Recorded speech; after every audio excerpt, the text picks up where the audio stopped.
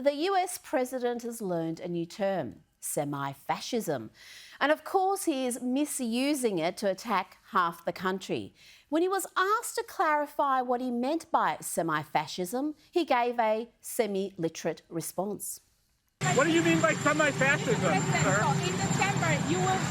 You know what I mean.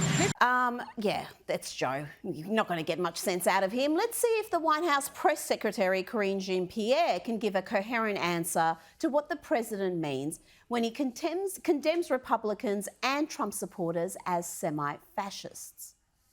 On the semi-fascism comment, is this something we're going to hear more of, that phrase? Is it something the president's going to kind of embrace? Or is there any sense that it was a little impromptu and it's going to turn into a kind of basket of deplorables thing that he regrets and tries to be quiet about?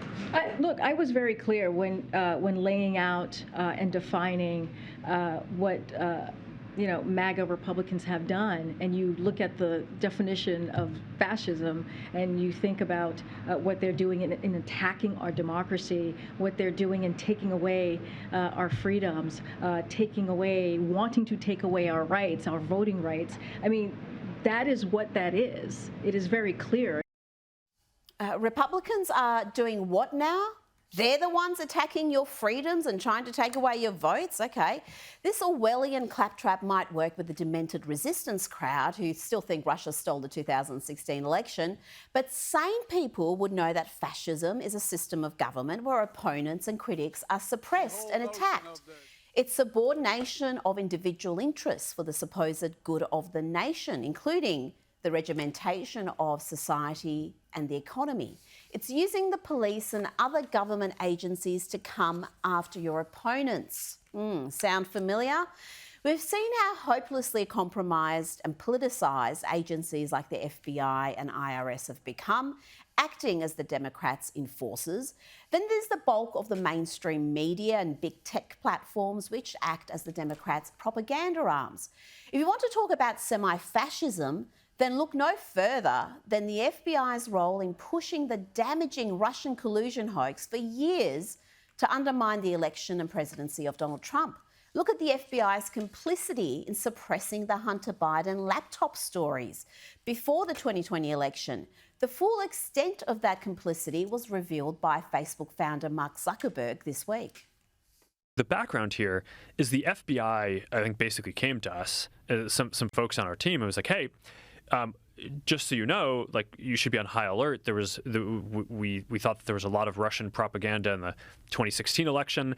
We have it on notice that basically there's about to be some kind of dump of that's similar to that. So just be vigilant. Where does one start? Oh, how about this? The FBI had Hunter Biden's laptop since December 2019. They knew better than anybody that it was real and not some Russian disinfo campaign.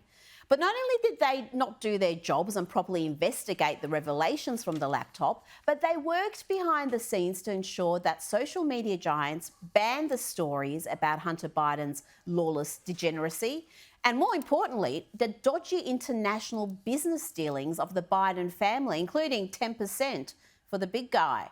Remember, the New York Post bombshell stories were not only banned by Twitter, suppressed by Facebook and the media, but there was a genuine misinformation campaign by the media and intelligence officials pushing the lie that the stories were Russian propaganda. Again, there was not a shred of evidence to support this claim, but these spies who lie are part of the Democrats' unofficial machinery. And it's no wonder the FBI, big tech and the media were desperate to bury these stories on the eve of the 2020 election. They would have been hugely damaging for the Biden campaign. A recent poll shows a clear majority believe truthful reporting of the stories would have changed the outcome of the election.